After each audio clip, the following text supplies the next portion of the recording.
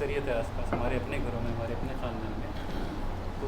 اکثر وہی لوگ. دیکھیے یہاں پر اس بات کو سمجھ لیں، اصل میں دروس میں، محاضرات میں، خطابات میں بہت ساری چیزیں ایسی ہوتی ہیں جس کی ذیلی چیزیں ذکر نہیں کی جاتی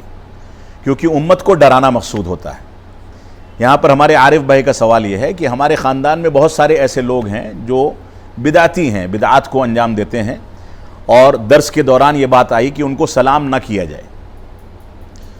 تو یہاں پر اہل بدعت کے وہ افراد مراد ہیں جو بدعت کی دعوت دیتے ہیں، ایک بات. دوسری بات، ہمارے رشتہ دار جو ہمارے ساتھ اٹھتے بیٹھتے ہیں اگر وہ بدعتی ہیں، ہم ان سے سلام دعا اگر ترک کر دیں گے تو ایسی صورت میں دعوت و تبلیغ کا دروازہ بند ہو جائے گا، ان کو قریب لانے کا دروازہ بند ہو جائے گا.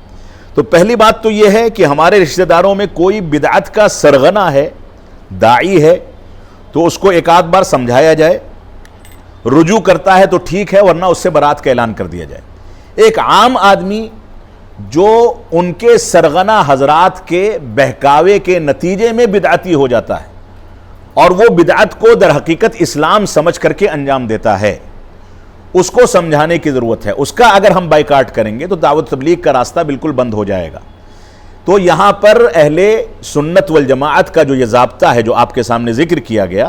اس ضابطے سے مراد یہ ہے کہ اہل بدعت کے جو دعات ہیں، جو سرغنہ ہیں، جو بدعت کے داعی ہیں، اس کی دعوت دیتے ہیں، ان کو تو ایک بار سمجھا کر کے ان سے برات کا اعلان کیا جائے گا. لیکن عام آدمی ہمارے تعلقات میں ہے تو رشتہ داری اس سے ممکنہ حد تک اور ضروری حد تک نبھائی جائے گی، ضروری حد تک اس سے حسن اخلاق اختیار کیا جائے گا تاکہ اس کو دعوت و تبلیغ کر کے ہم اہل سنت والجماعت کے دائرے میں کھینچ سکیں اور بدعات سے توبہ کرا سکیں.